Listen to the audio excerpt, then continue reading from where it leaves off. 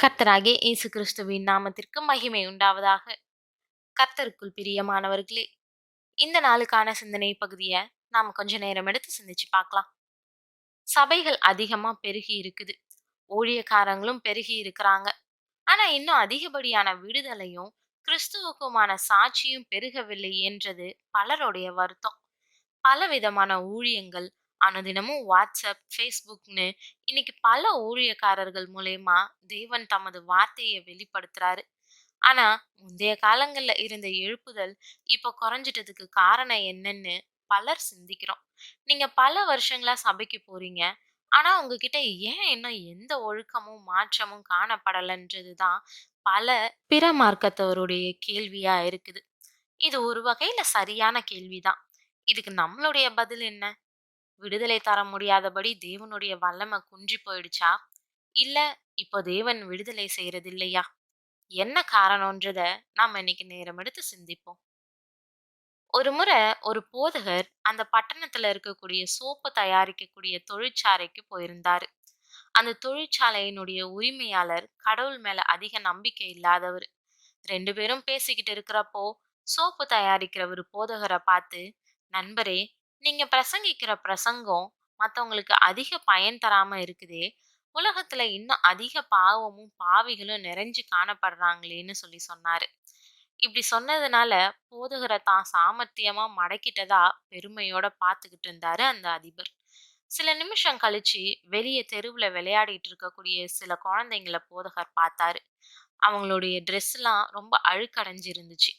போதகர் அவரை பார்த்து, உங்களுடைய சோப்பு உலகத்துல மக்களுக்கு அதிகமா ஒண்ணும் செஞ்சதா தெரியலையே, அதிக அழுக்கும் அழுக்கடைஞ்ச ஜனங்களும் இருக்கிறாங்களே அப்படின்னு கேட்டாரு.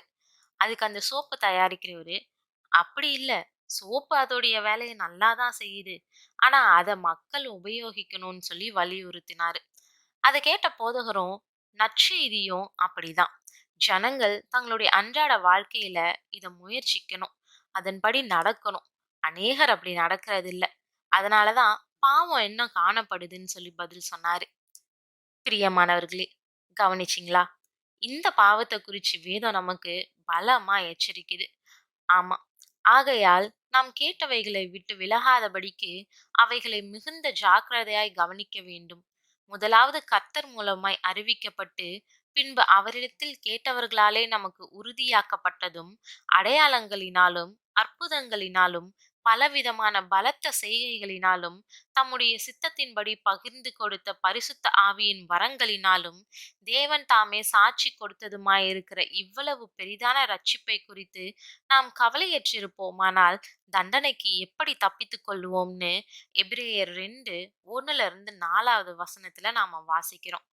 எதை நமக்கு தேவன் வெளிப்படுத்தினாரோ அதன்படி நாம நடக்கணும். தேவனுடைய பரிபூரண விருப்பமும் அதுதான். அநேகருடைய வாழ்க்கையில சொல்வது ஒண்ணும் செய்வது ஒண்ணுமா இருக்குது. இது முற்றிலுமா மாறணும். அதனால இன்னைக்கு நீ அறிஞ்ச எல்லாவற்றின்படியும் நீ நடந்து காட்டுறியா? அதுதான் ரொம்ப முக்கியம். சுவிசேஷம் இன்னும் உங்களுடைய வாழ்க்கையில தன்னுடைய கிரியையை செய்யாம இருக்குதா? சுவிசேஷம் பலவீனம் அடையல, நீங்க அதுக்கு ஒப்பு கொடுக்கல. இன்னைக்கு நேரம் எடுத்து சிந்திச்சு பாருங்க. எவ்வளவு பிரசங்கம், எவ்வளவு ஆலோசனைகள் தேவ ஆவியினால கொடுக்கப்படுது. ஆனா நாம அதை அலட்சியம் செஞ்சிடறோம். காலம் இனி செல்லாது, கவனமா இருப்போம். ஆகையால் நீங்கள் எல்லாவித அழுக்கையும் கொடிய துர்க்குணத்தையும் ஒழித்துவிட்டு உங்கள் உள்ளத்திலே நாட்டப்பட்டதாயும் உங்கள் ஆத்துமாக்களை ரட்சிக்க வல்லமையுள்ளதாயும் இருக்கிற வசனத்தை சாந்தமாய் ஏற்றுக்கொள்ளுங்கள். அல்லாமலும் நீங்கள் உங்களை வஞ்சியாதபடிக்கு திருவசனத்தை கேட்கிறவர்களாய் மாத்திரமல்ல, அதின்படி செய்கிறவர்களாயும் இருங்கள்னு யாக்கோபு 1:21 வாசிக்கிறது போல நாம செயல்படுவோம்.